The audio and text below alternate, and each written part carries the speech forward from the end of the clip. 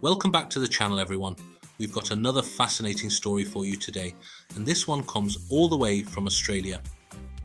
A big shout out to Alf, who's written in with a tale of his time in Thailand that very nearly turned into a sticky situation.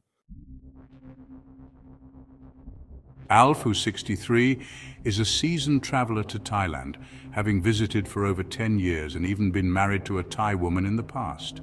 He's sharing his experience of what he believes was a well-orchestrated scam involving a Thai family and a chance encounter in Hua Hin. The story involves a casual chat with a rickshaw driver which leads to meeting a friendly street food vendor and her seemingly shy niece. What starts as a pleasant interaction quickly escalates into a confusing and potentially dangerous situation, involving a late-night bar visit, a missing aunt, and an unexpected overnight guest. Alf recounts how he narrowly avoided what he suspects was an extortion attempt, thanks to a helpful hotel porter and some wise words from his ex-wife. It's a real eye-opener that highlights the importance of staying vigilant while traveling. So let's dive into Alf's story and hear what happened. I thought that I would mention this Thai girl family scam that nearly caught me out. I am 63 years old, just to paint a picture, and I've visited Thailand for over 10 years, sometimes 3 months at a time. I was also married, now divorced, to a Thai lady for 6 years who lived with me in my country, but that's another story. The scam that happened to me went like this. At the time, I was staying for a few weeks in a hotel not far from the beach in Hua Hin, a place that over the years I know well and feel very relaxed to be in. Having just woken from an afternoon nap, I decided that a late afternoon stroll would be in order. So at around 5 p.m., I set out to walk to the beach. On the other side of the street was a row of street vendors and a few three-wheeled bicycle rickshaws that are used for tourists in Hua Hin. As I strolled along contemplating my surroundings, one of the guys that operate the rickshaws, who was positioned next to a food vendor, called me from across the street, asking if I wanted to go anywhere on his rickshaw. I politely motioned that I did not need a ride at that moment, but nevertheless he waved and beckoned me to cross the street to talk to him, which I did. I guess that he wanted to practice his English, which, as I was just ambling around at the time, was fine by me. We chatted for a few minutes, and it was then that I noticed that the nearby street vendor, a lady in her mid-40s, had come over into our discussion, so now 3 of us are chatting away amicably. Eventually, she asked if I wanted an omelette and rice, which I did. So me and the omelette lady continued talking and chatting away. Next appears the street vendor's niece, a smart girl about 20 years old, and she stands by her auntie, all very shy and demure. Auntie explains that they have traveled from Khon Kaen and her niece is learning how to cook omelettes.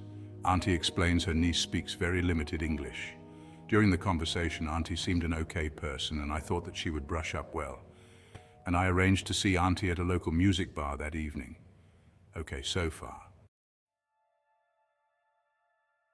I meet Auntie as arranged in the evening, and her niece is tagging along, so we have a good evening dancing and socializing, and about 12 a.m.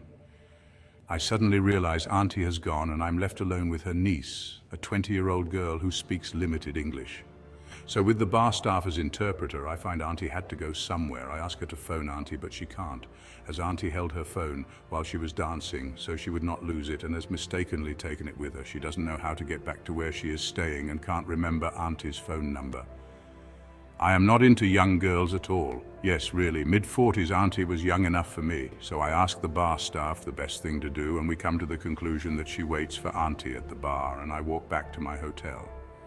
She's looking very sad and a bit lost, so I give her 500 baht to cheer her up. I'm walking back to my hotel, and as I get there, I find that she has followed me, so now she doesn't know where to go, and believe it or not, it starts to rain, and she is standing there getting wet and very sad. So I have no choice, really. She stays with me for the night. Nothing happened apart from watching TV and a snuggle up. In the morning, I gave her another 500 baht and breakfast, and she reckoned in the daylight she can find her way to Auntie. Later that evening, I had a conversation with the night porter. He asked if I had a young lady stay with me and mentioned that on the night she was with me, her family, her auntie and father, appeared angrily around 3 a.m. looking for me and the young girl, basically accusing me of abducting her. The night porter defended me for 500 baht and wouldn't let the family in. Somehow they found out my hotel. Yes, of course, the rickshaw man asked me where I was staying and my room number, as he knew the owner and would try to get me a discount. Later, while chatting to my ex-wife on the phone, we're still good friends, she worries about me. My ex-wife said it's a scam. What happens is the family makes a noise banging on the hotel door, saying that you have defiled their daughter or niece and want some kind of compensation, or police will be involved. Around 10,000 baht would do the trick. Oh well, we live and learn.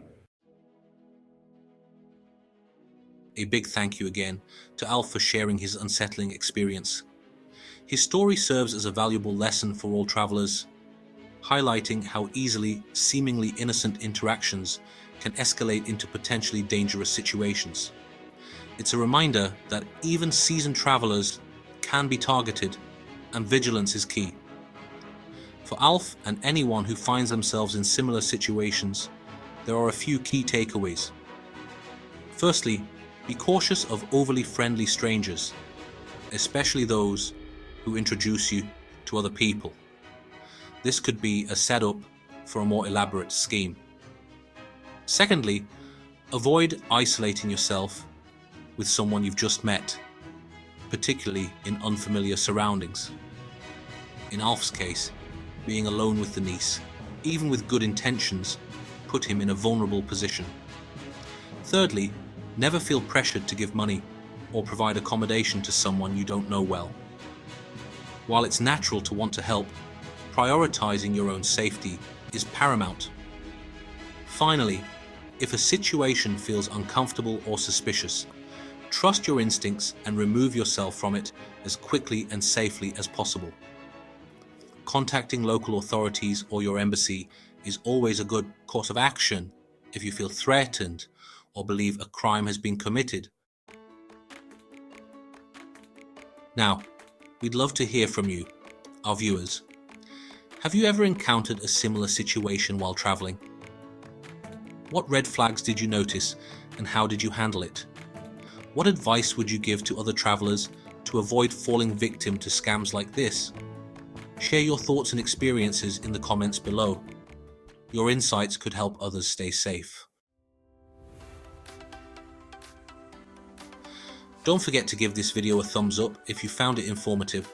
Subscribe to the channel for more true crime stories and travel safety tips, and hit the notification bell so you don't miss our future uploads. Thanks for watching.